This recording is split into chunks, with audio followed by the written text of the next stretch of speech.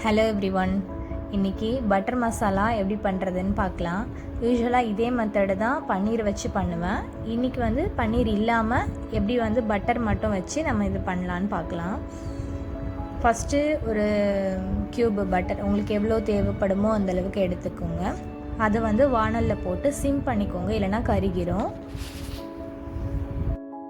ஆனியனையும் கார்லிக்கும் சின்ன சின்னதாக நறுக்கிட்டு அதையும் அதில் போட்டு நல்லா ஃப்ரை பண்ணிவிடுங்க. போட்ட உடனேவே உப்பும் போட்டுட்டா கொஞ்சம் அந்த ஈரப்பதத்தோடு நல்லா க்ரன்ச்சியாக வேகும்.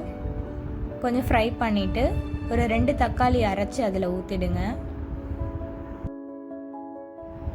தக்காளி ஒரு 3-4 கூட போட்டுக்கலாம், சப்போஸ் அதிகமாக வேணும்னா. நான் இன்றைக்கி 2 தக்காளி மட்டும் எடுத்துக்கிட்டேன். இதை போட்டு நல்லா மிக்ஸ் பண்ணிவிட்டு ஒரு 2 கொதி வந்த உடனேயே சில்லி பவுடர், கொரியாண்டர் பவுடர், கொஞ்சம் கரம் மசாலா ஆட் பண்ணிவிட்டு அதையும் சேர்த்து நல்லா கொதிக்க விட்டுறணும்.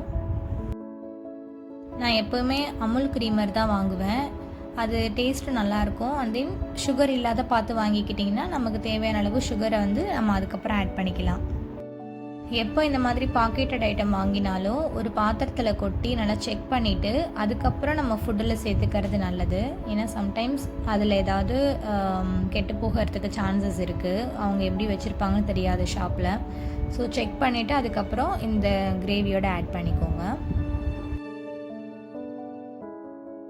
பன்னீர் போடணுன்னா இந்த டைமில் பக்கத்தில் சின்ன வானலில் லைட்டாக சாட் பண்ணிவிட்டு இதில் போட்டுக்கலாம். சப்போஸ் நமக்கு பன்னீர் தேவையில்ல, டைரெக்டாக மசாலா மட்டும் போதுன்னா இதுவே போதும். ஒரு 10 கேஷ்யூஸ் எடுத்து அரைச்சிட்டு அதையும் அந்த கிரேவியோடு ஆட் பண்ணிக்கலாம். டேஸ்ட்டுக்கு நல்லாயிருக்கும். ஃபைனலாக தேவையான அளவு சுகர் ஆட் பண்ணிவிட்டு கஸ்தூரி மேத்தி லீஃப் இருக்கும், காஞ்சது விற்பாங்க.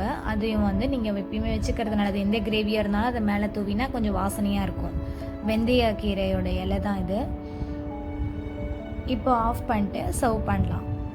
இந்த ரெசிபி உங்களுக்கு யூஸ்ஃபுல்லாக இருக்குன்னு நினச்சிங்கன்னா இந்த வீடியோக்கு ஒரு லைக் பண்ணுங்கள். அண்ட் என்னோடய சேனலுக்கும் சப்ஸ்கிரைப் பண்ணுங்கள். வேறு ஏதாவது சஜஷன் இருந்தாலும் கமெண்ட்டில் சொல்லுங்கள். தேங்க்யூ.